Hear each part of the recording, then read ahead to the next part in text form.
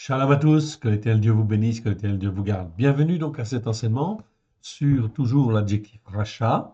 Donc nous avançons pas à pas, semaine après semaine, à la gloire de l'Éternel. Celui-ci nous apprend au travers de sa parole à avoir un meilleur jugement, un jugement juste qui soit meilleur, afin de mieux le servir, mieux le glorifier dans les temps qui viennent, afin que nous puissions être fortifiés à la gloire de son Saint nom. Remettons, si vous le voulez bien, ces quelques exemples, ces quelques instants à l'Éternel, notre Dieu, notre Père. Père très saint, nous te rendons grâce dans le précieux nom de Yeshua, ton Fils bien-aimé. Merci de ta bonté, merci de ta fidélité, merci de ta parole que tu nous donnes. Merci Seigneur parce que tu nous la révèles par ton esprit. Oui Seigneur, afin de nous faire grandir, oui, à la gloire de ton saint nom. Nous te rendons grâce, oui, dans le précieux nom de Yeshua, ton Fils bien-aimé, étends ta main bienfaisante, afin que nous puissions grandir, Seigneur, comme toi tu le veux, à la gloire de ton saint nom. Nous te rendons grâce dans le précieux nom de Yeshua, ton Fils bien-aimé. Alléluia. Amen. Allons tout de suite, en fait, dans le texte. Donc, nous étions arrivés à Proverbe. Proverbe, chapitre 12, verset 21. Donc, nous l'avons sous les yeux. Aucune injustice n'arrive au juste, mais les méchants sont accablés de maux. Donc, avant, je vais quand même, en fait, on revoir, en fait, la définition que nous voyons, en fait, à chaque fois, mais c'est très important de bien la rentrer, en fait, dans notre tête, afin de bien en saisir toute la dimension, la largeur, la longueur, la hauteur, la profondeur, et que non seulement cela passe de notre tête à notre cœur, mais que nous puissions l'utiliser comme l'Éternel Dieu le veut. Donc, le mot méchant, ok, donc l'adjectif, hein, on est sur l'adjectif ici. Hein, ok, donc je l'agrandis. Vous l'avez en fait ici. Ok, vous pouvez en faire des copies d'écran si vous voulez, pas de souci. Ok, le diffuser aussi largement possible que vous le voulez. Ok, c'est donc très très très important. Rachat ici, c'est donc un adjectif. On a vu en fin de compte le verbe rachat. Ok, je vous renvoie aux vidéos. Ça veut dire être méchant ou être reconnu coupable d'agir avec méchanceté. Hein. Donc selon la conjugaison, on avait vu. Je vous renvoie donc à ces vidéos. Ici, l'adjectif rachat, on avait vu le nom, recha, en fait ici, et également une variante richea, qui était la méchanceté aggravée. Recha, c'est la méchanceté. Donc ici, nous sommes sur rachat, rechaïm en fait au pluriel. Voilà comment cela s'écrit en fait en hébreu, vous l'avez là. Ok. 263 fois sur 249. Donc nous sommes arrivés, en fin de compte, nous avons dépassé les 200 déjà. Donc nous arrivons bientôt, en fait, à la fin, dans quelques vidéos, nous aurons terminé l'adjectif rachat. C'est très important, on prend du temps dessus. Pourquoi? Parce qu'en même temps, ça nous forme, ça nous façonne, ça nous montre des exemples. Et le but, c'est d'avoir un jugement juste, un meilleur jugement juste devant l'Éternel. Pour pouvoir juger comme Dieu juge, en fait ici, comme il nous demande de juger, afin que nous puissions mieux comprendre les choses, oui, bien sûr, les individus, ok, les actes qui sont faits, les paroles qui sont données, afin de ne pas se laisser entraîner. Entraîné par Satan, oui, bien sûr, qui est le rusé, en fait, aussi, quelque part. Ok, on verra ce mot, entre parenthèses. Donc, le mot, l'adjectif rachat, dans la version seconde, est traduit 234 fois par méchant. C'est très bien. C'est déjà une bonne chose. Et vous voyez, comme il existe 263 fois, cela veut dire que dans une trentaine de versets, eh bien, c'est pas tout à fait bien traduit, effectivement. Donc, il faut corriger effectivement ça. C'est fondamental et important. Donc, l'adjectif rachat, très important à retenir, en fait, ici, vous l'avez là. L'adjectif rachat signifie d'abord méchant au sens propre du terme, oui. L'inverse de gentil, pour comparer avec le langage français, mais il a aussi un sens figuré très développé. En résumé, les Écritures appellent méchants tous ceux qui persévèrent, je dis bien, qui persévèrent à ne pas écouter et à ne pas mettre en pratique les enseignements de la Torah. On verra un autre mot après celui-ci, c'est le mot ra'a, en fait ici, qui est le verbe qui vient de ra, en fait ici, resh aïn, qui veut dire le mal, le mal ou ce qui est mauvais. Hein, quand Dieu créa les cieux et la terre, il créa, en fin de compte, il sépara le bien, tov, du mal, ra. Et ra, en fin de compte aussi, qui veut dire mal, mauvais, existe plus de 600 fois. On ne verra pas tous les versets, évidemment, mais on a l'occasion de le rencontrer très souvent. De ce mot ra, en fait, ici, le Saint-Esprit a sorti, mis en place le verbe ra'a, qui veut dire faire le mal, qui veut dire être mal ou être mauvais, ou s'il est conjugué au ifil, c'est une autre forme verbale, donc qui veut dire faire le mal ou être un malfaiteur. Très bien. Donc, c'est faire les choses mal. Donc, c'est pas tout à fait pareil que rachat, mais rachat, en fin de compte, ça y ressemble. Et en français, il peut y avoir une, comment dire, une assimilation en fait ici entre le malfaiteur et le méchant. Donc le malfaiteur, c'est celui qui fait mal, en hébreu, c'est celui qui fait mal, mais c'est pas forcément en fait forcément un méchant. Le méchant, il est orgueilleux, il résiste, il sait que c'est bien, en fait ce qui est bien et ce qui est mal, mais il persévère dans ce qui est mal. Donc il y a la notion d'orgueil en fait ici qui intervient en fait ici et la volonté de faire du mal quelque part. Donc attention en fait à cette notion de méchant. Ils sont en fait ici les méchants, ok? Donc, ils sont, en fait, ici, on le voit, s'ils persévèrent dans cette voie, dans la voie de l'endurcissement, en fait, de leur cœur, et donc de l'aveuglement spirituel. S'ils persévèrent dans cette voie, automatiquement, l'Éternel Dieu endurcit, en fait, leur cœur, comme le cœur de Pharaon, au travers des épreuves, et donc ils tombent dans l'aveuglement spirituel. Généralement, cette dimension spirituelle n'est jamais, en fait, n'est malheureusement jamais enseigné dans les églises, ni même dans les assemblées messianiques les plus courantes. Le méchant, disent les Écritures, n'obtiendra jamais le salut. Donc là, on voit, c'est très clair, le méchant n'obtiendra jamais, jamais le bonheur, ni le salut sur terre. Ok, voilà, voir également le psaume 1 et le psaume 36 sur la différence entre le juste et le méchant, entre celui qui sert Elohim et celui qui ne le sert pas. Psaume 1 et psaume 36 sont bien à voir et à revoir. La racine hébraïque ancienne nous confirme parfaitement cette définition du mot racha, de l'adjectif racha. En effet, la racine reshin, reshin que nous voyons là, reshin, nous parle en langage moderne de quelqu'un qui est au centre et qui rayonne tout autour dans une influence positive ou négative. Positive ou négative, le fait de rajouter la troisième lettre, ici, Aïn, montre que c'est effectivement, en fait ici, une racine qui évolue vers le mal, qui en fin de compte est le signe, Aïn ici est le signe de tout ce qui est fourbe, faux, pervers, mauvais.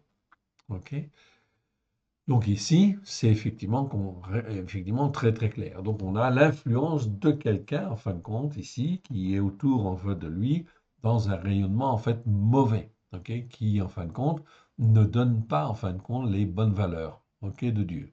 Et donc qui est contraire en fait ici aux valeurs que Elohim veut donner aux hommes. On est bien d'accord. Donc là, on est dans rachat, le méchant. Le méchant, il a une influence. Alors que le mot rat dont je vous ai parlé tout à l'heure, qui a un resh en fait ici, mais qui n'a pas de shin. Donc on a uniquement le resh et le haïn. Resh et haïn, c'est le mot ra, et ra en fait en hébreu, c'est tout ce qui est mal et qui est mauvais, mais qui n'a pas forcément une influence en fait autour. Il peut en avoir, mais c'est pas systématique. Donc ça, c'est ce qui est mal, pour distinguer ce qui est bien de ce qui est mal. Et le Seigneur, en fait, veut nous apprendre dans nos jugements à distinguer ce qui est bien et ce qui est mal, et bien sûr à discerner, en fait, le méchant. Le méchant, c'est celui, en fin de compte, qui va rayonner d'une certaine manière, alors que le juste, lui, donc les Écritures opposent toujours le juste et le méchant. Donc le juste va rayonner d'une manière positive autour de lui, et le méchant, lui, va rayonner d'une manière négative, en fait, autour de lui. Voilà pourquoi les Écritures opposent toujours le juste avec le méchant. Toujours. Ok. Donc ça, c'est donc très, très, très important. Ok, on va revenir en fait à notre texte. Ok, je reviens donc à Proverbe 12, verset 12. Voilà. Je réaligne pour que vous puissiez bien voir. Et on va commenter en fait ici. On va commenter. Et on va commenter en fait ici d'autres versets ici parce que on a des commentaires intéressants en fait à faire. Ok. Donc verset 12, le méchant. Ok. 12 convoite la prise. Non, pardon. Je me suis trompé, c'est au 21. On était au 21. Je reviens en fait au 21. Le 12, c'est celui qu'on avait terminé. Et je ne veux pas commenter en fait entre deux ici. On verra plus tard. Ok, je reprends à partir du 21. Voilà. Proverbe 12, 21. Aucune injustice n'arrive au juste. C'est l'Écriture qui le dit. Donc les proverbes, il faut faire attention. Hein, on retravaille dessus parce qu'en fait, il y a des traductions qui ne sont pas toujours en fait justes et effectivement il faut corriger. Ok, donc on corrige mot à mot. Ok, on n'a pas réussi encore en fait à tout terminer et puis en fin de compte ça prend beaucoup de temps parce qu'il y a des mots on ne sait pas encore bien en fin de compte ce que ça veut dire. Il faut attendre donc que l'Esprit de Dieu nous montre, nous enseigne, nous instruise. Je vais vous en donner un exemple tout à l'heure. Aucune injustice n'arrive au juste, mais les méchants sont accablés de maux. Okay, donc ça, c'est une affirmation de l'Écriture, de l'Esprit Saint qui a inspiré en fait les Écritures et qui nous dit aucune injustice. Donc ça, c'est très important. Ça vise en fait à rassurer tous les croyants en fait ici. L'injustice aven, tout ce qui est aven, 78 fois dans 70 versets. Donc ce mot doit toujours être traduit par injustice. Donc l'Écriture dit bien aucune injustice n'arrive au juste. Okay, donc juste, c'est le tzaddik, en fait ici. Je vous le montre. Okay, donc le tzaddik, en fait ici, c'est en fait 206 fois dans 197 versets. Ça s'oppose toujours, toujours, toujours au méchant. Et là, en fait, ici, vous voyez le méchant, le mot que l'on étudie, en fait, ici, ok, qui existe 203 fois dans 249 versets. Donc le juste est toujours opposé au méchant dans les Écritures. Donc aucune injustice, c'est donc ça, c'est très important, ok. Si on marche par la foi, dans la justice par la foi, okay, aucune injustice, c'est ça qu'il faut bien comprendre dans ce monde, n'arrive au juste, en fait, ici. Okay, n'arrive au juste. Ça veut dire que, en fait, ça ne veut pas dire qu'il ne peut pas lui arriver quelque chose, des problèmes ou des ceci ou des cela. Non. Mais en fin de compte, quand en fait cela arrive, tout ce qui arrive en fait au juste, l'Éternel Dieu le permet dans le seul but de former, façonner en fait ici les croyants, ok, mais jamais, jamais pour les faire tomber. Donc c'est extrêmement important de bien comprendre cela, car l'Éternel Dieu veut nous former. Lorsque nous donnons notre cœur et notre vie à Jésus, nous sommes des ignorants en fait aussi quelque part, et on a besoin d'apprendre à marcher par la foi et selon un jugement juste. On avait fait les vidéos sur le jugement juste, on avait fait les vidéos sur la justice par la foi, et on a fait les vidéos à la fois aussi sur le jugement juste et la justice par la foi. Donc maintes fois dans les Écritures, ok, on voit des versets où le Seigneur nous demande d'apprendre de marcher. Ce que l'Éternel Dieu veut, c'est que nous marchions selon un jugement juste et dans la justice par la foi. Dans ce cas-là, aucune injustice n'arrive au juste. C'est impossible. Mais les méchants, en fait, ici, sont accablés de maux, en fait, ici. Donc, il va y avoir ici bien une différence fondamentale entre le juste et le méchant. Voilà pourquoi nous ne devons pas avoir peur, en fin de compte, de ceux qui se comportent comme des méchants.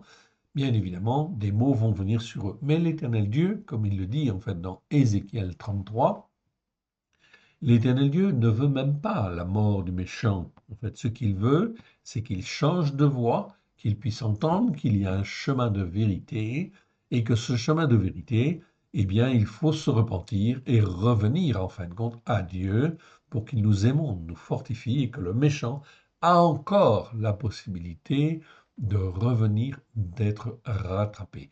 Cela fait partie de la bonté de Dieu, de sa longanimité, ok, et c'est-à-dire une patience extrême à ne pas en fin de compte juger tout de suite, de manière en fait à laisser l'opportunité, ok, les faire les circonstances pour que le méchant puisse revenir.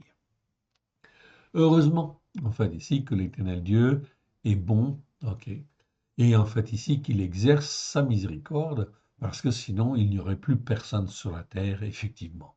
Ok. Donc aucune injustice n'arrive aux justes, mais les méchants sont accablés de maux. Les lèvres fausses sont en horreur à l'Éternel, mais ceux qui agissent avec vérité lui sont agréables. Ici, non. On va changer en fait le mot devant vous en fait ici. Ici, c'est le mot Emouna. Ok. Emouna, vous le voyez en fait ici.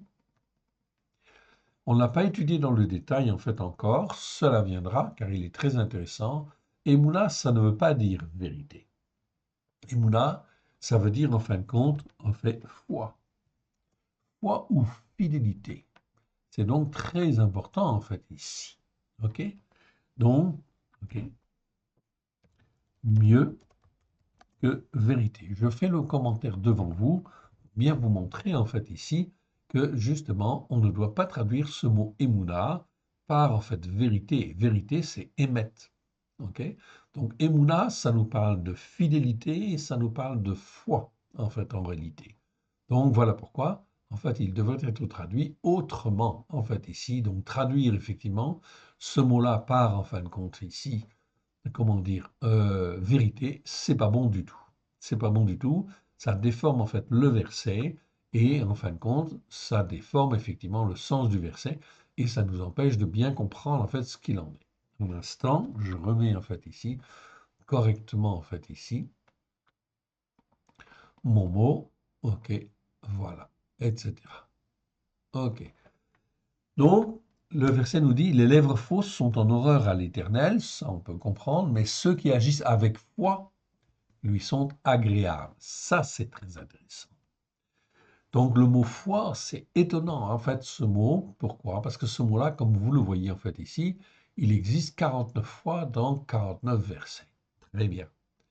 Mais si vous cherchez le mot foi dans la Bible, ok, eh bien, vous ne le trouverez pas. Les traducteurs, en fait, ici, ne l'ont jamais mis, malheureusement, en fait, ici, en français. Peut-être que dans d'autres langues, ça existe, mais en fait, en français, dans les traductions françaises, eh bien, il y a très peu de chances que vous trouviez le mot foi. Oui. Ce mot est toujours traduit par fidélité, vérité ou d'autres mots, en fait, encore. C'est dommage. Alors que justement, au travers de Yeshua, l'Éternel nous demande en fait de marcher par la foi, dans la justice par la foi. Voilà donc en fait ici des mots extrêmement importants que l'on étudiera plus en détail. Je vous le livre simplement en fait déjà aujourd'hui pour vous montrer en fait ici quelque chose donc de très intéressant. Mais ceux qui agissent avec foi lui sont agréables. Et oui, lui sont agréables. Lui sont agréables, ou je dirais plutôt ici, même chose, c'est le mot ratson en fait ici. Vous le voyez en fait ici, ratson. Ok. Mais ratson, qu'est-ce que ça veut dire? Eh bien, ratson en fait en hébreu, ok, ça nous parle de volonté. Alors, qu'est-ce que ça vient faire en fait ici? En fait, si je devais mieux traduire en fait ici, ce verset ici, Je ne devrais pas dire, en fin de compte, lui sont agréables. C'est déjà bien, en fait, de traduire par lui sont agréables. OK? Mais en fin de compte, si je veux être plus proche, en fin de compte, de l'hébreu, eh bien, je dirais, en fait, ici, en fait, sont selon sa volonté. Ah, ça, c'est intéressant. Donc, sont selon sa volonté, en fait, ici. OK? Ça, c'est très important, en fait, ici. OK? Selon sa volonté. OK? Donc, je le mets, en fait, ici, simplement pour vous montrer que les traductions, ben, ça pose problème et qu'il faut les retravailler. On ne peut pas les retravailler en 2 mois, en 3 mois, c'est pas possible. Voilà pourquoi ça prend énormément de temps.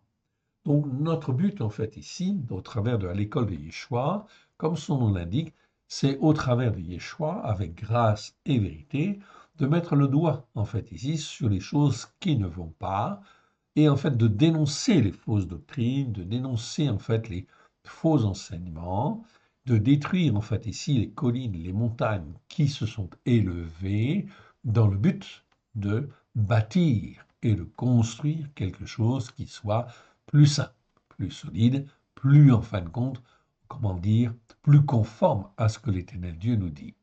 Donc le verset en fait ici devrait dire en fait les lèvres fausses sont en horreur à l'Éternel, mais ceux qui agissent avec foi sont selon sa volonté. Ok? Donc c'est meilleur en fait ici, mieux que agréable. Donc j'ai corrigé devant vous pour vous montrer que en fait comment en fin de compte il faut faire. Oui bien sûr, il faut corriger. Tout le monde ne peut pas corriger, on est bien d'accord. En fait ici, mais en fait, ici, c'est important d'en prendre conscience, en fait, bon déjà, et en fin de compte, ben, d'avancer, si je puis dire. D'avancer, mais d'avancer dans le bon sens.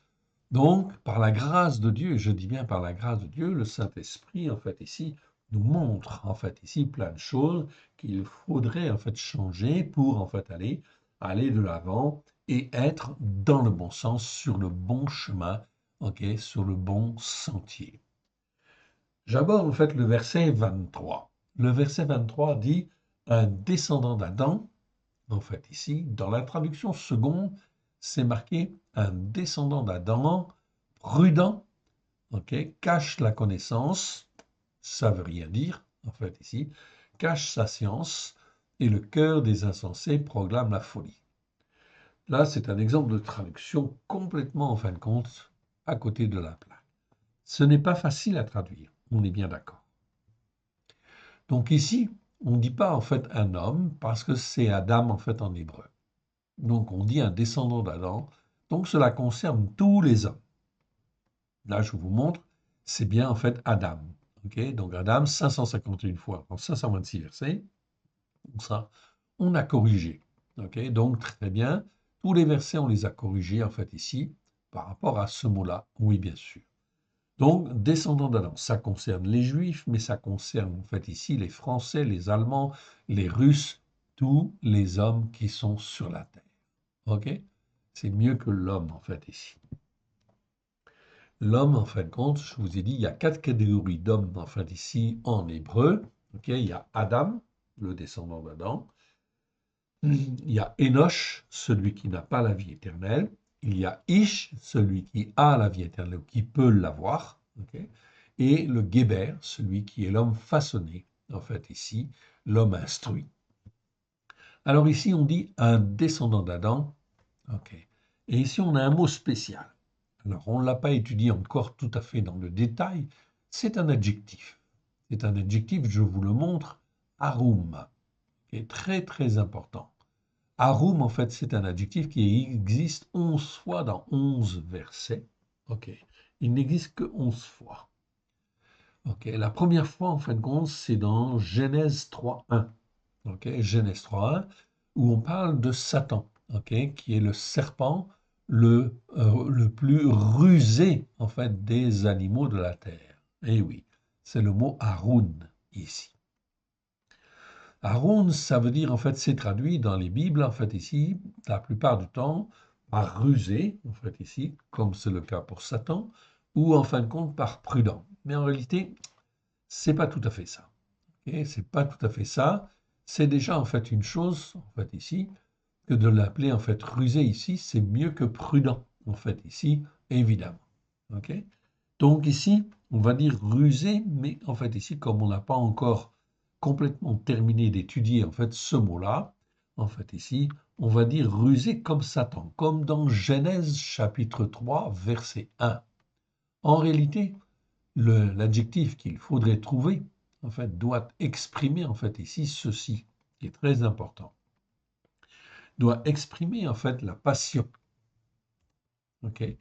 La passion, la véhémence et l'aveuglement. Ok? Donc, Satan, il est dénué de lumière, ok, de la lumière spirituelle de Dieu. Très important cette remarque. Comme il est dénué de la lumière, eh bien, en fin de compte, il est, par sa jalousie, par son orgueil, par sa puissance, extrêmement passionné, extrêmement véhément, en fait, ici, à entraîner l'aveuglement, en fin de compte, à ramener à lui, en fait, ici, les hommes et les femmes. Car il est jaloux, bien évidemment, de l'œuvre, en fin de compte, de Dieu, car l'œuvre de Dieu, c'est bien sûr de prendre un descendant d'Adam et de le former, de le façonner pour qu'il puisse avoir plus de force, plus de puissance même que de Satan, et de résister à Satan. Vous voyez le plan merveilleux, en fin de compte, de Dieu. Alors voilà pourquoi, en fin de compte, ok, les traducteurs traduisent en fait ici par ce mot-là, par rusé, oui. Mais rusé, c'est pas tout à fait, en fin de compte, ça, en fait ici. On a en fait une idée dedans, mais c'est pas encore tout à fait ça. On reviendra sur ce mot-là, en fait ici, ok, qui est donc très, très, très, très important. Retenez que le mot, en fait, ici, doit exprimer, en fait, l'adjectif, ici, c'est pas simplement rusé, en fait, ici, rusé comme Satan, dans Genèse 3.1, mais c'est, en fait, rusé, mais avec une passion, en fait, une véhémence, en fait, ici, à entraîner l'aveuglement. En fait, ici, voilà, effectivement, en fait, il a réussi son coup avec Ève et avec Adam dans le jardin d'Éden. Eh oui, c'est donc très important.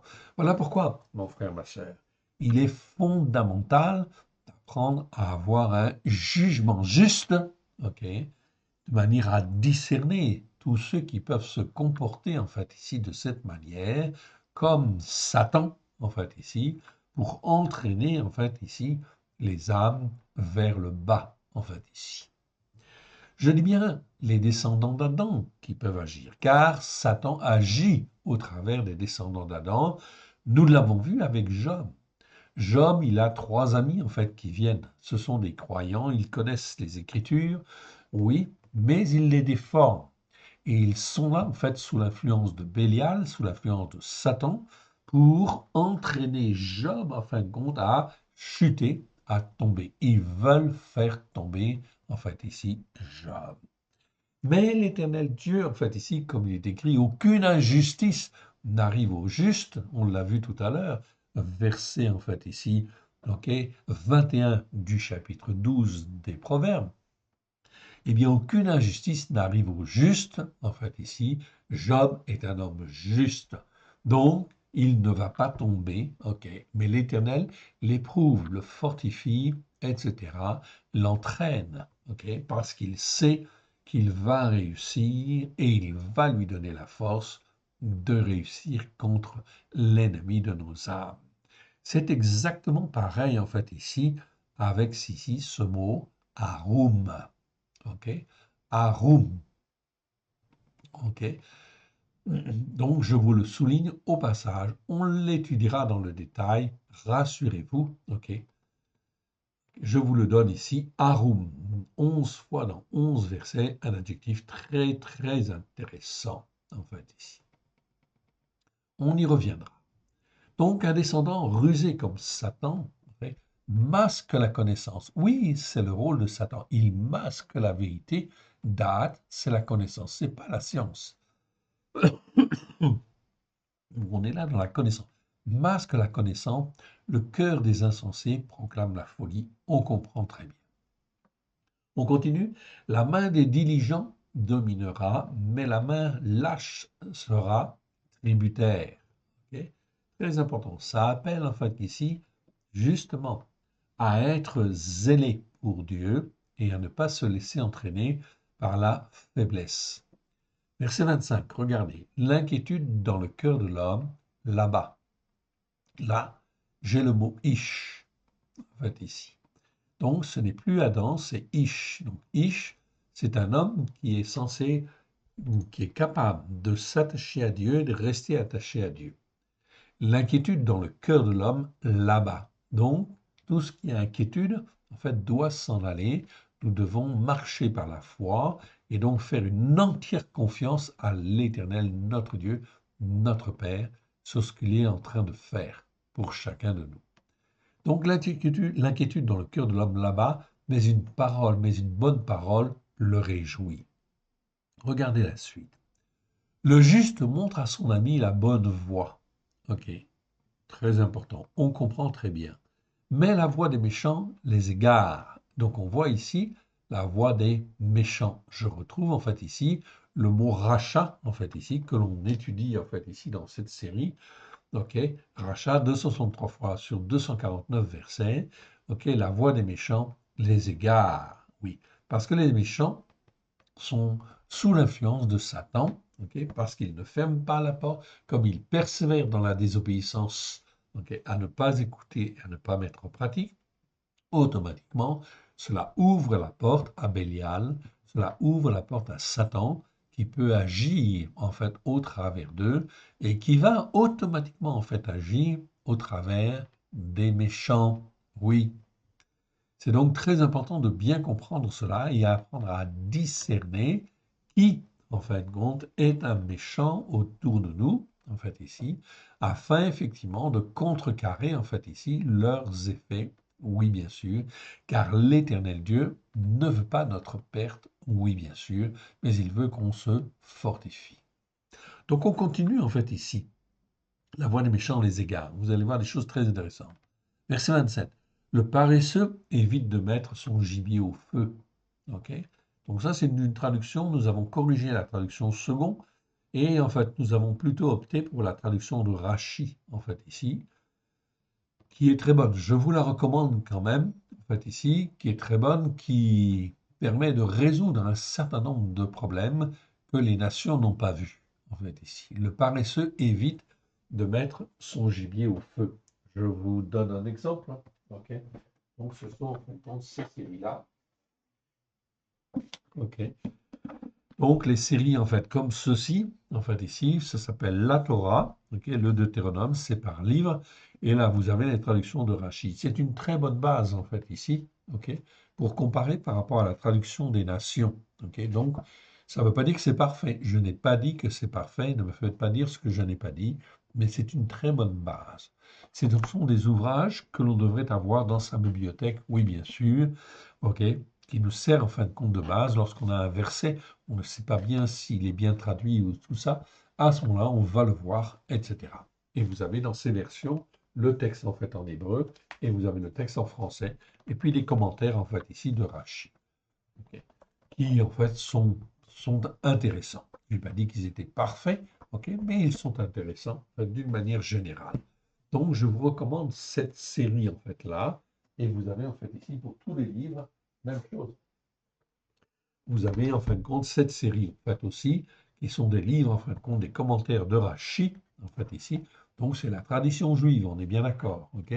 Donc c'est une autre interprétation, c'est une autre base que la tradition dite chrétienne, ok? Qui a faussé pas mal les Écritures, malheureusement, ok? Mais ils sont tous, ok? Il y a tous des erreurs, hein? Nous sommes des hommes. Mais cela permet en fin de compte d'avancer et de bien comprendre. Donc ici, verset 27, le paresseux évite de mettre son gibier au feu. Pourquoi? Eh bien tout simplement parce que cela prend du temps, évidemment beaucoup de temps. Excusez-moi 2 minutes.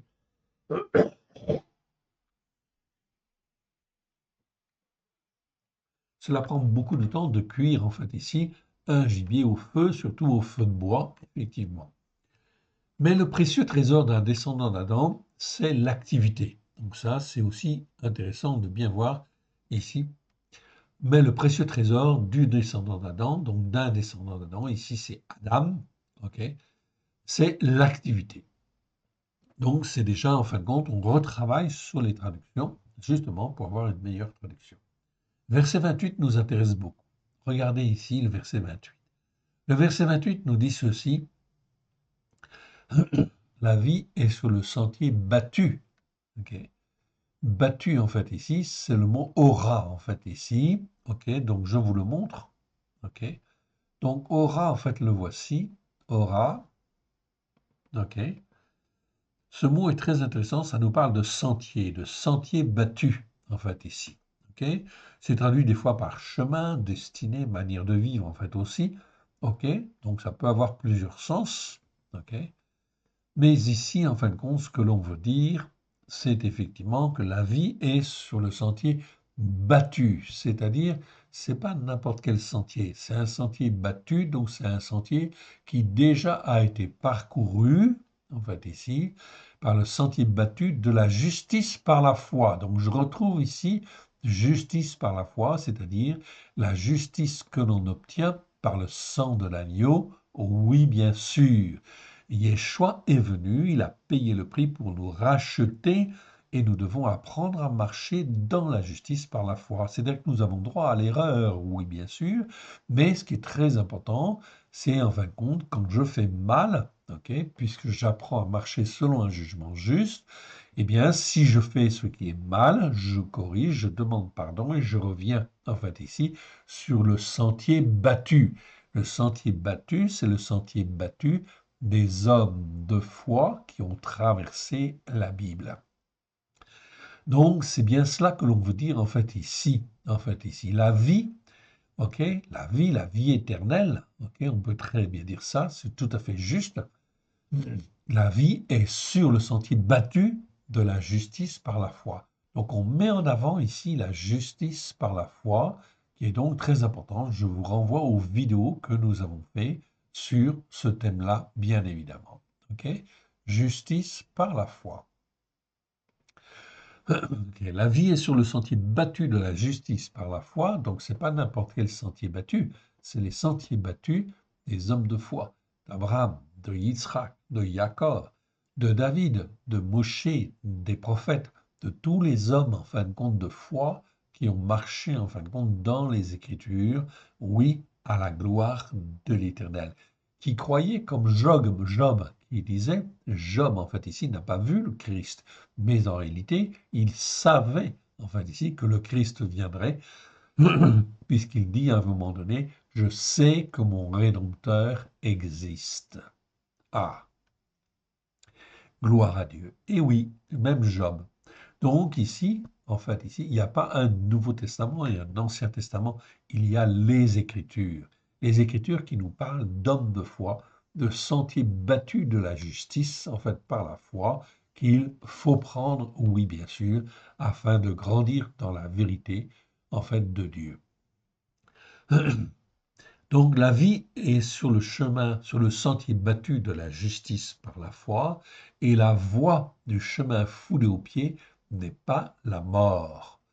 Donc le chemin en fait foulé aux pieds, ici c'est un autre mot en fait ici que je vous montre, ok? C'est le mot native qui n'est pas très courant en fait ici dans les Écritures. Native en fait ici, ok? C'est un, comment dire, c'est un chemin. C'est plus petit que aura, en fait, ici. C'est principalement, je dirais, un chemin. 26 fois dans 26 versets. On ne l'a pas étudié dans le détail, ce mot-là, mais il est très, très, très important. Ce mot parle de sentier foulé aux pieds. Voilà. Ou de sentier battu, ou de chemin, en fait, ici, frayé. C'est-à-dire des choses qui, en fait, sont déjà parcourues. C'est traduit dans le 119,35, conduis-moi dans le sentier de tes commandements. Ou encore dans le psaume 78,50, il donne libre cours à sa colère. Donc ici, c'est une autre interprétation de ce mot. Donc ici, on va parler plutôt de chemin. Si je prends souvent principalement le mot sentier pour aura, pour en fait native, c'est mieux de dire chemin en fait ici, quelque part.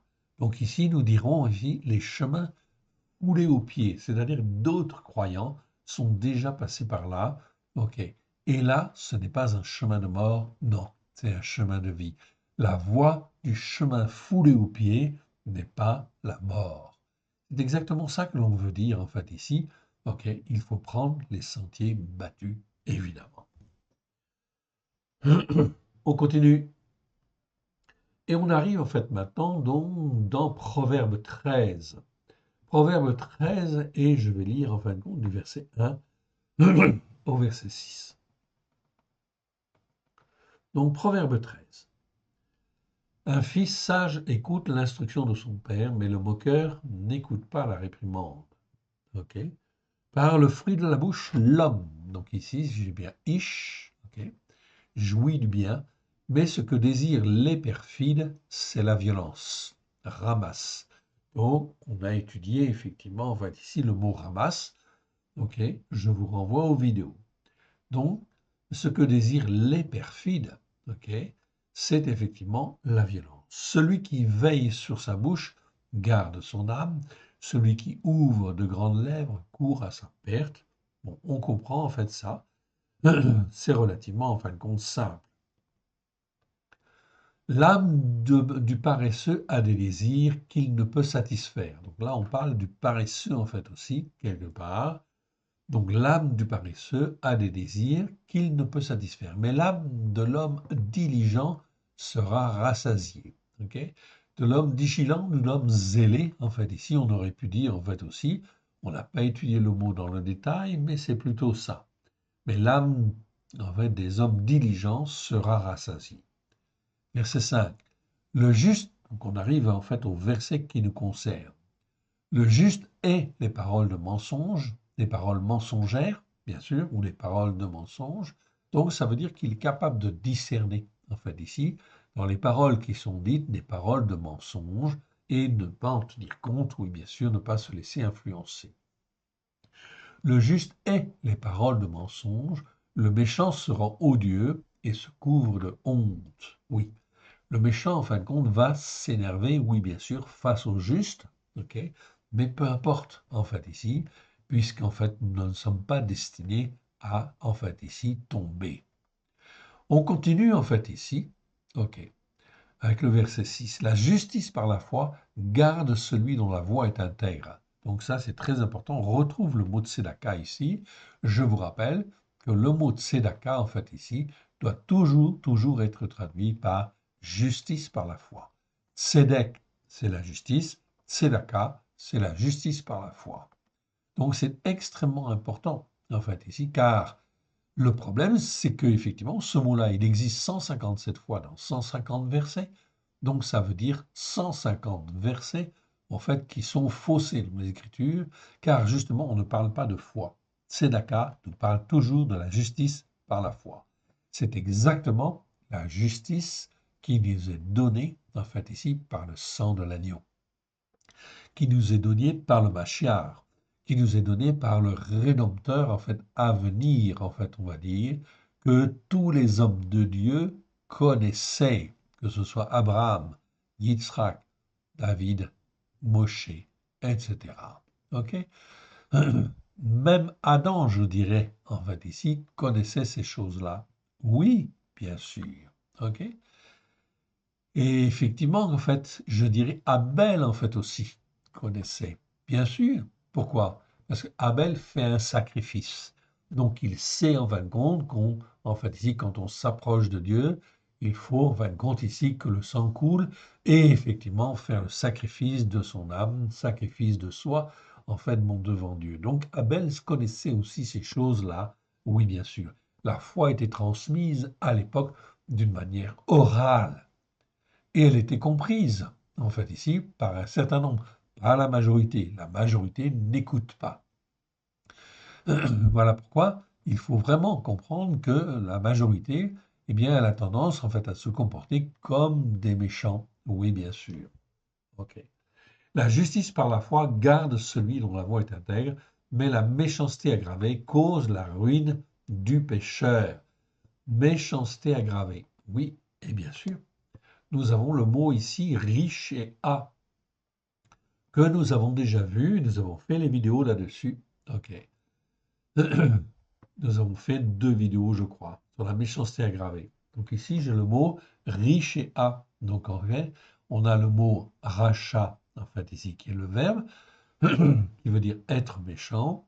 Il y a effectivement le mot récha, qui veut dire méchanceté, et le mot richéa, que nous voyons sous les yeux ici, c'est la méchanceté aggravée. Donc, richéa doit toujours être traduit par méchanceté aggravée. Donc, quand il y a de la méchanceté aggravée, eh bien, en fin de compte, qu'est-ce qui se passe? Eh bien, cette méchanceté aggravée, l'Écriture nous le dit, elle cause la ruine du pécheur. Donc, le pécheur va s'enfoncer et, en fin de compte, va tomber, en fait, ici, à cause de la méchanceté aggravée, en fait, ici. C'est donc très important de bien comprendre cela. Il y a donc bien une gradation, en fin de compte, dans le péché. Verset 7, on continue en fait ici, parce qu'on va lire jusqu'au verset 9. Tel fait le riche et n'a rien du tout, tel fait le pauvre et a de grands biens. La richesse d'un homme peut servir de prix pour la rançon en fin de sa vie, mais le pauvre n'écoute pas la réprimande. Donc ce verset-là, c'est pas sûr que ce soit très bien traduit.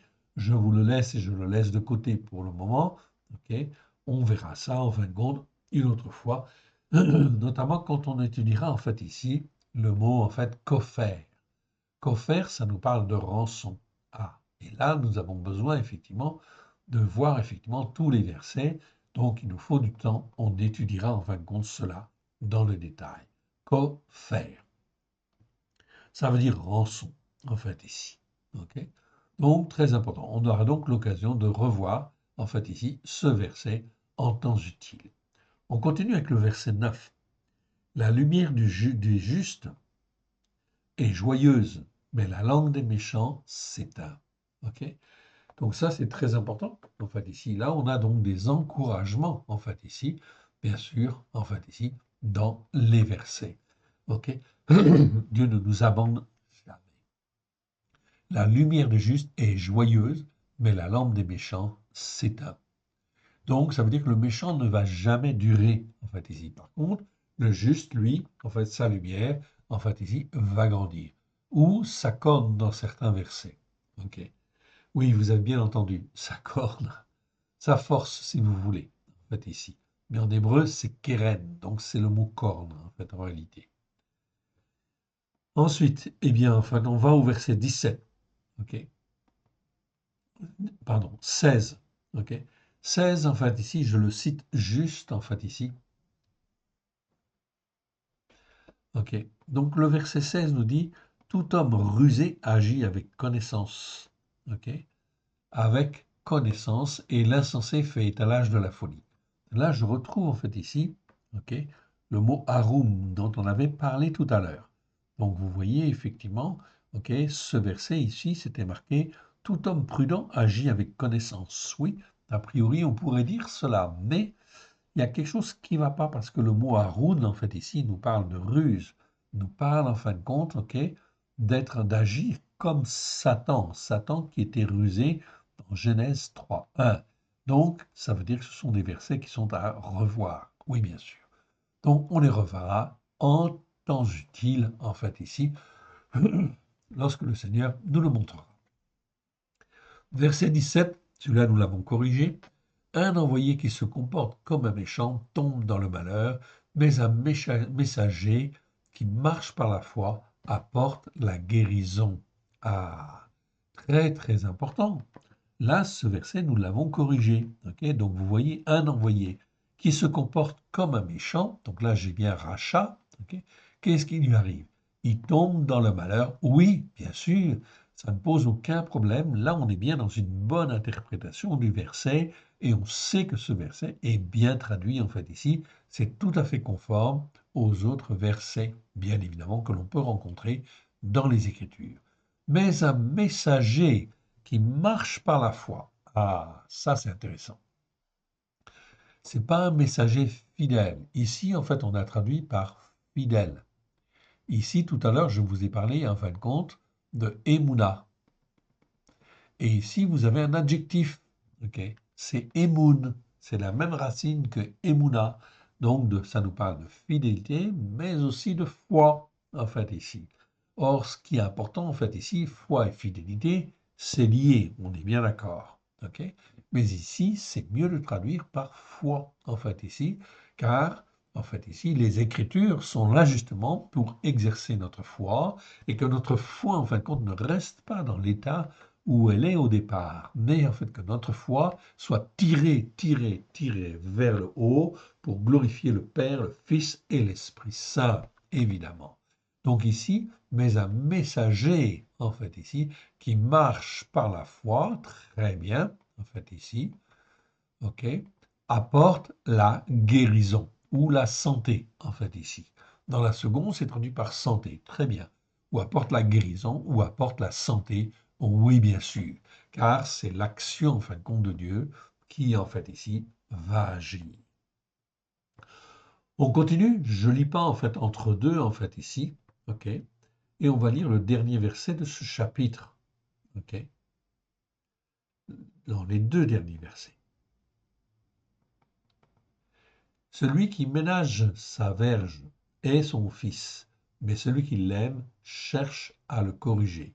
Très, très important. On n'ose pas, en fin de compte, dans l'éducation, effectivement, à corriger. Mais l'Éternel, il corrige, il nous corrige. Voilà pourquoi les épreuves que nous pouvons avoir ou les choses par lesquelles nous passons, eh bien, lorsque nous sommes attachés à Dieu et que nous marchons par la foi, dans la justice par la foi, nous ne devons jamais, jamais douter que Christ a tout accompli à la croix et qu'il nous lave, il nous purifie, il nous sanctifie, mais il y a des choses que nous devons lâcher. Alors le Seigneur est obligé de nous corriger. On n'aime pas trop ces mots-là, effectivement, mais c'est nécessaire. Celui qui aime son fils, en fait ici, eh bien, il le corrige. Celui qui ménage sa verge est son fils, parce qu'il ne le forme pas, il ne le façonne pas. La correction, en fin de compte, a toujours été là, a toujours eu un rôle pédagogique, oui, bien sûr. OK? Et c'est donc très important. Et elle doit avoir un rôle pédagogique. On ne doit pas corriger pour le plaisir de faire mal, etc., de faire s'ouvrir ou d'affaiblir ou d'avilir, certainement pas, évidemment. Mais au contraire, corriger pour en fait placer dans le bon chemin. Une bonne correction, ça permet de recaler en fait les choses, oui bien sûr. Et c'est exactement la même chose avec nous. Chacun de nous, nous avons besoin de correction. Donc celui qui aime la correction, effectivement, va grandir. En fait, ici. Voilà pourquoi il faut apprendre à dire merci Seigneur pour la correction, car je perçois ceci comme une correction, parce que tu m'aimes et parce que tu me veux me faire grandir. Celui qui ménage sa verge est son fils, mais celui qui l'aime cherche à le corriger. C'est très bien. Là, c'est bien traduit. OK? Donc ici, en fait, OK, dans les traductions, OK, ça veut dire qu'effectivement, dans l'éducation des enfants, on doit les corriger. Aujourd'hui, la plupart des jeunes ne sont pas corrigés, ok, et ne sont pas instruits comme il convient, résultat des courses, eh bien, ça ouvre la porte, en fait, ici, au mal. Oui, bien sûr, on ne distingue plus ce qui est bien de ce qui est mal, et résultat des courses, les enfants ne sont plus éduqués. Et lorsqu'ils sont jeunes, adolescents, etc., ils commencent à être formés, mais ils n'ont pas été corrigés, ils n'ont pas été instruits dans les sentiers battus, les sentiers en fait battus, ou les chemins frayés, en fait ici, résultat des courses, eh bien, ça ouvre la porte à la méchanceté, oui, bien sûr, à la révolte contre Dieu, oui, bien sûr. Le juste mange et satisfait son appétit, ok, très important, mais le ventre des méchants éprouve la disette. Il a toujours faim. Au sens propre et au sens figuré, oui, bien sûr. On continue et on arrive en fin de compte dans le proverbe 14. Proverbe 14. La maison des méchants sera détruite, mais la tente des hommes droits fleurira.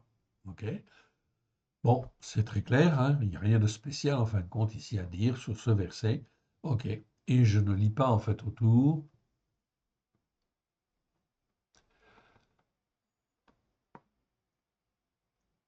Si, je vais revenir au verset 8, 7, pardon. On va revenir parce que je m'aperçois ici qu'il y a quelques mots, en fait, ici, très intéressants, dont on a déjà parlé. Éloigne-toi de l'homme insensé. Ce n'est pas sur ses lèvres que tu aperçois la connaissance. Ce n'est pas la science, en fait, ici. Da'at, c'est la connaissance. Connaissance qui a toujours un rapport avec la connaissance de Dieu, connaissance du Père, du Fils et de l'Esprit Saint. Oui, bien sûr. Donc, da'at, on ne l'a pas étudié dans le détail, en fait, encore, mais ça viendra, car c'est un mot, en fin de compte, très, très, très important. OK. Donc, je le signale, en fait, au passage. OK. Éloigne-toi de l'homme insensé. Ce n'est pas sur ses lèvres que tu aperçois la connaissance. Donc, ici, éloigne-toi de l'homme insensé. Ça veut dire, tout le monde, il n'est pas beau, tout le monde, il n'est pas gentil. Donc, ça veut dire qu'il faut en fait soigner ses relations. Oui, bien sûr. Donc, on doit témoigner, ok, bien sûr, à tout le monde, mais on ne doit pas effectivement inviter chez soi n'importe qui. Oui, bien sûr. La sagesse de l'homme rusé. Ah, eh bien, je le revois en fait ici, le mot Haroun. Ok?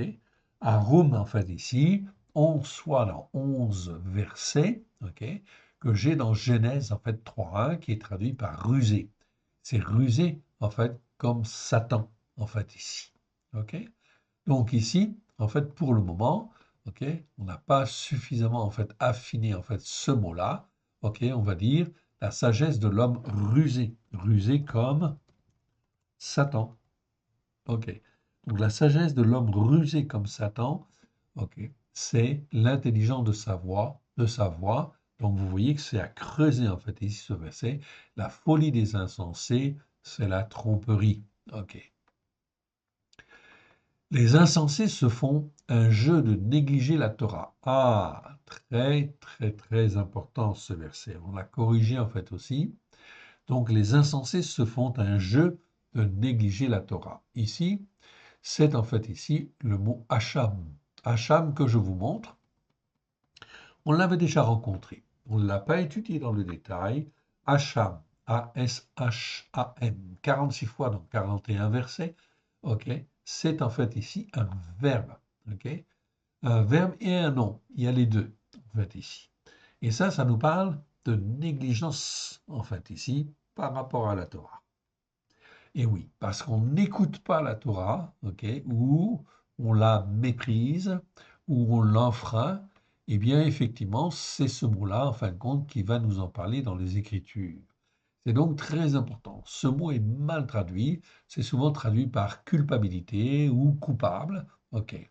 Les insensés se font un jeu, en fait, ici, ok, de négliger la Torah. Mais parmi les hommes droits se trouve la bienveillance, en fait, ici. Donc, ce sont des mots qui sont à creuser, en fait, encore, ok, et que l'on étudiera, oui, bien sûr. Donc, vous voyez, nous avons un grand programme devant nous. Le cœur connaît ses propres chagrins, ok, et un étranger hostile ne saurait partager sa joie. Ok. Un étranger hostile, c'est un zour, ok, donc c'est un verbe, en fait, ici.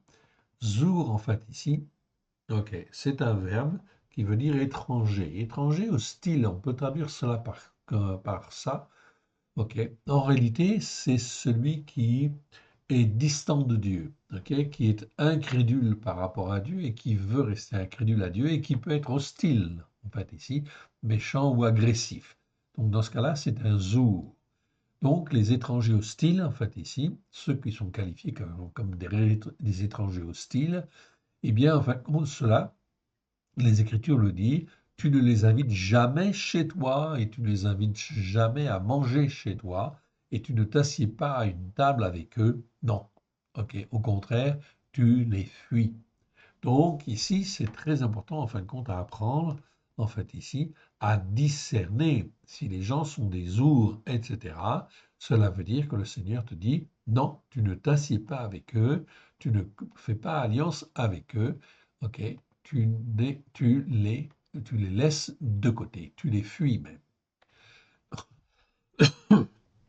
Et un étranger hostile ne saurait partager sa joie. La maison des méchants, en fait, sera détruite, mais la tente des hommes droits fleurira. Donc là, on a bien dit une différence encore entre le méchant et c'est pas spécifiquement dit juste, mais c'est marqué l'homme droit.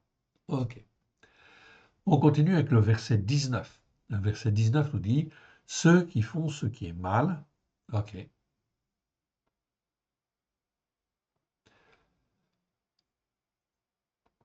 Ceux qui font ce qui est mal se prosternent devant ceux qui font le bien, et les méchants aux portes du juste. Ok. Et les méchants aux portes du juste. Donc, effectivement, c'est pas en fin de compte ici, mais ceux qui font le mal se prosternent devant ceux qui font le bien, et les méchants aux portes des justes, aux portes du juste. Donc, les méchants, en fin de compte, ok, ils ne peuvent rien, en fait, contre le juste, et ils se prosternent aux portes du juste, en fait, dit l'Écriture. Voilà pourquoi cela, en fin de compte, doit nous encourager, en fait, et les uns et les autres, à grandir dans la parole de Dieu et à s'affermir, bien sûr. Je retrouve le mot de sadique, en fait, ici. Ok. Juste une petite parenthèse par rapport à ce verset, le verset précédent, en fait, ici. Les simples ont en partage la folie et les hommes rusés se font de la connaissance une couronne. Donc, rusé, en fait, ici, je retrouve, en fait, ici, l'adjectif arum. Arum, en fait, ici, ok, je vous le montre. Donc, c'est rusé, rusé comme Satan. Ok. Donc ici, attention en fin de compte à cet adjectif-là. On l'étudiera dans le détail. Ok. On affinera en fin de compte la traduction en fin de compte de ce mot-là. Oui, c'est beaucoup trop important, mais ce n'est pas le temps en fait encore aujourd'hui. Ok. Donc on verra cela. Les hommes rusés comme Satan se font de la connaissance une couronne. Ok. Ceux qui font ce qui est mal se prosternent devant ceux qui font le bien, ok, devant les bons, devant ceux qui font le bien, et les méchants aux portes du juste. Ok, très important. On continue avec le verset 32. 32, donc de ce psaume 4, de ce proverbe 14. Le méchant, en fait ici, ok, est renversé par le mal qu'il fait. Ok. Donc le mal qu'il fait, donc très important, c'est le mot rat en fait ici que j'ai. On l'étudiera dans le détail, on l'étudiera aussi, pas dans le détail parce qu'il existe 600, plus de 600 fois, donc ça fait un peu beaucoup. On ne verra pas tous les versets évidemment, mais on le rencontrera plusieurs fois et on l'étudiera plus avant. Le méchant est renversé par le mal qu'il fait. Voilà pourquoi le Seigneur permet, en fait, ici, que les hommes, en fait, fassent le mal, ou, en fait, ici, disent des paroles mauvaises, tout simplement parce que cela retombe sur eux. Mais il faut que cela s'exprime, et il faut effectivement que le juste, s'il peut, témoigne de la vérité, montre la lumière, afin que le méchant, en fin de compte, puisse, en fait, ici, revenir. Le méchant n'a aucun avenir, ok, sur la terre, oui, bien sûr, il périra et sa maison sera détruite. Le méchant est renversé par le mal qu'il fait, mais le juste trouve un refuge même en sa mort. Oui, même en sa mort, le juste trouve un refuge, car en fait ici, le juste, en fait ici, il sait en fait ici que la mort n'est pas une fin en fait pour lui, il a la vie éternelle. La justice par la foi élève une nation, mais le péché est la honte des peuples. Verset 34. J'ai oublié de lire le verset 33. Dans un cœur qui est intelligent repose la sagesse, mais au milieu des insensés, elle se montre à découvert. La faveur du roi est pour le serviteur prudent et son courroux est pour celui qui fait honte. Ok. Donc en fait, on voit déjà en fait, des choses intéressantes. Donc le méchant est renversé par le mal qu'il fait. C'est-à-dire qu'il faut retenir ici, mais le juste trouve un refuge même en sa mort. Ok. Parce que ce n'est pas fini pour lui. Jamais. On continue et on arrive en fin de compte dans Proverbe 15, en fait ici. Ok. Proverbe 15, versets 6 à 9. On va les faire. OK? Et on va s'arrêter là. Donc, Proverbe 15, versets 6 à 9. Voyons ce qui nous est dit ici. Il y a une grande abondance dans la maison du juste, mais il y a du trouble dans les profits du méchant. En fait, ici. Donc, ça sont des paroles de sagesse, oui, bien sûr. Les lèvres des sages répandent la connaissance d'Ahat, en fait, ici. Et c'est pas la science, c'est toujours d'Ahat, ok? Et ça nous parle de la connaissance, mais c'est la connaissance de Dieu, oui, bien sûr. Donc ici, Da'at, je vous le montre, 93 fois dans 91 versets, ça nous parle en fin de compte de la connaissance, la bonne connaissance, si je puis dire. Ok? En général, c'est ça. Donc les lèvres du sage répandent la connaissance, mais le cœur des insensés n'est pas droit. On comprend. Le sacrifice des méchants est en horreur à l'Éternel, ok, mais la prière des hommes droits lui est agréable. Agréable ou est selon sa volonté. Ok, on retrouve le mot agréable ici, c'est le mot ratson, mais c'est plutôt dire en fait ici est selon sa volonté. Oui. La voix du méchant est en horreur à l'Éternel, mais il aime celui qui poursuit la justice, en fait, par la foi. Je retrouve en fait ici le mot tzedaka, en fait ici. Ok? Tzedaka, qui nous parle de la justice par la foi, oui, bien sûr. Mais il aime celui qui poursuit la justice par la foi. Donc, c'est vraiment, en fin de compte, très clair.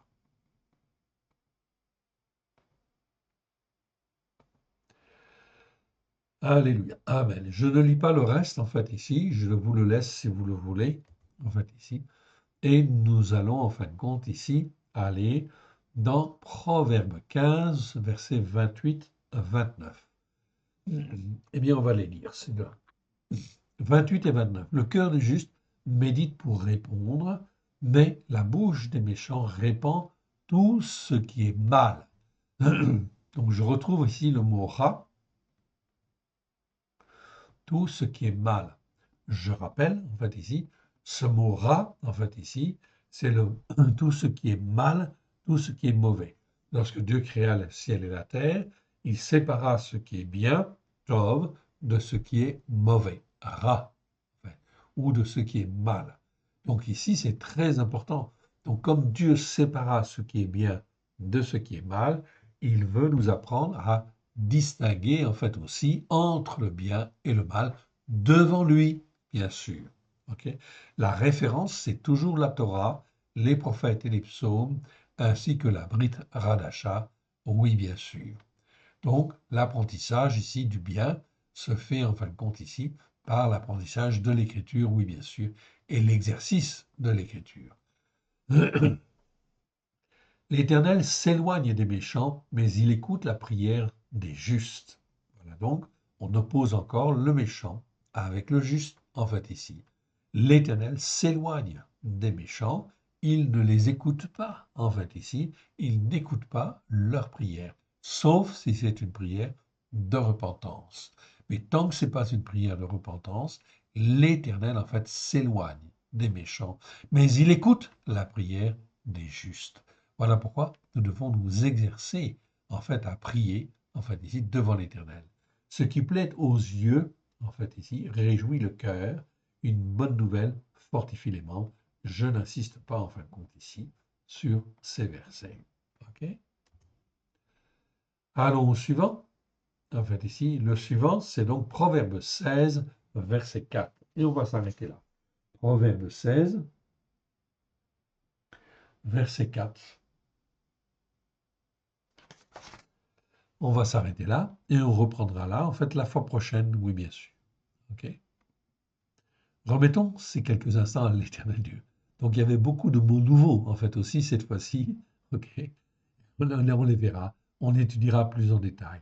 Mais c'est très, très, très important et fondamental. Le but de Dieu, c'est vraiment de nous former, de tirer notre foi vers le haut, de faire qu'on soit bien ancré, en fait, ici, bien solidement, solidement ancré dans les Écritures, à la gloire de son Saint nom. Remercions le Seigneur et remettons tout ce que nous avons entendu à l'Éternel, notre Dieu, notre Père.